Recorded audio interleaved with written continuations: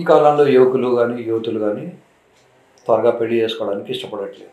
పూర్వంలో ఎలాగంటే అష్టవర్ష భవేత్ కన్య అని 8 ఏళ్ళు కాగానే పెళ్లి చేసేవాళ్ళు. అమ్మాయిలు సంపాదన ఉండి ఉద్యోగం ఉంటే తప్ప పెళ్లి చేసుకోవడానికి ఇష్టపడట్లేదు. సో చదువు అయిపోయి ఉద్యోగం రావచ్చి వాళ్ళొక స్థితికి చేరుకోవడానికి కనీసం 25 to 30 ఇయర్స్ పడుతుంది. ఒక్కొక్కసారి ఈ 30 ఇయర్స్ లోపల వాళ్ళకు ఎవరితోటైనా పరిచయాలు కానీ రిలేషన్షిప్స్ కానీ ఉండేసి అవి బ్రేక్ అయ్యి కానీ లేదా ఇవేవి లేకుండా ఉన్నా కూడా ఇది ఇంతే కదా, ఈ మాత్రం దానికి పెళ్లి చేసుకోవడం, మళ్ళీ పొద్దున్న దాకా ఉద్యోగం చేసి వచ్చి ఇంట్లో సాయంకాలం మళ్ళీ వంట చేయడం, తర్వాత అత్తగారితోనూ మూడి నాన్ కోఆపరేటివ్ హస్బెండ్తోనూ ఇవన్నీ పడడం, ఇవన్నీ అవసరమా అనే ఫీలింగ్ కూడా చాలామందికి వస్తుంది.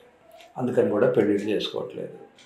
తర్వాత ఇదివరకు ఏంటంటే చిన్నప్పుడే పెళ్ళి అయ్యేది కనుక ఆ అమ్మాయికి అబ్బాయి మీద కానీ ఆ అబ్బాయికి అమ్మాయి మీద కానీ కాన్సన్ట్రేషన్ ఉండేది. వీడి తప్పితే వేరే గతి ఏమి ఉండేది కాదు.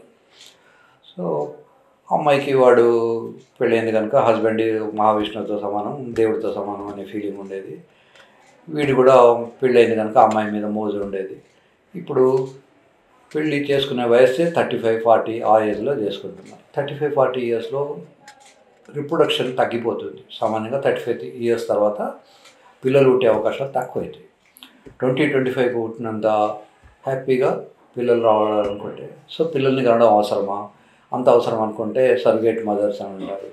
డబ్బులు ఇచ్చి పిల్లల్ని కందాం, జీన్ మనదే కదా, మనదే ఊసైటు, మనదే స్పర్ము, వేరే వాళ్ళు మనకు పిల్లల్ని కానిస్తారు, దీనివల్ల మనకు అందం చెడిపోదు, తర్వాత కెరీర్లో ఇబ్బంది ఉండదు, ఇట్లాంటి ఆలోచన పద్ధతులన్నీ రావడం వల్ల పిల్లల్ని కనడం అనేది ఒక కంపల్షన్ పోయింది. అంతకుముందు ఏమిటంటే పిల్లలు కంపల్సరీ కనాలి అనుకునేవాళ్ళు. ఇప్పుడు పిల్లల్ని కనడం అనేది సెలబ్రిటీస్ ఏం చేస్తున్నారంటే వాళ్ళు ఓపెన్గా మేము ఫలానా సర్వేట్ మదర్ ద్వారా మేము పిల్లల్ని కన్నాం, పిల్లల్ని తెచ్చుకున్నాం, లేదా పిల్లల్ని అడాప్ట్ చేసుకున్నాం అని చెప్తున్నారు. సో వీళ్ళు కూడా వీళ్ళు సెలబ్రిటీస్ ఆర్ డూయింగ్, అంత కోట్ల రూపాయలు ఉన్నటువంటి సినిమా యాక్టర్లే ఈ పని చేయగలని మనకేందుకు చేసుకోలేము మనం అనే ఫీలింగ్ ద్వారా కూడా పెళ్ళిళ్ళకు ఇష్టపడట్లేదు. ఒకప్పుడు నాకు 40-45 ఇయర్స్ వచ్చిన పేషెంట్ వచ్చేవాళ్ళు. ఈ మధ్యకాలంలో ఎస్పెషల్లీ కోవిడ్ వచ్చిపోయిన తర్వాత 20-25 ఇయర్స్ నుంచే పేషెంట్స్ రావడం మొదలైంది. అంటే ఈ కోవిడ్ వల్ల ఎవరికైతే కోవిడ్ జ్వరం వచ్చినా లేదా వ్యాక్సినేషన్ వేసుకున్నా వేసుకోకపోయినా మనందరి శరీరంలో కూడా కోవిడ్ పురుగు తగిలింది. ఏ వాస్కులర్ నెక్రోసిస్ అది ఫిమరల్ హెడ్ అంటారు.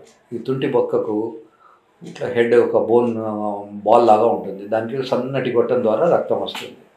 ఆ సన్నటి గొట్టము చెడిపోవడం వల్ల వాడికి ఏ వాస్కులర్ నెక్రోసిస్ అది ఫిమరల్ హెడ్. అక్కడ మనం చూస్తున్నాం, ఇదివరకు 45-50 ఇయర్స్ వస్తే కానీ హార్ట్ అటాక్ అనేవాళ్ళం కాదు.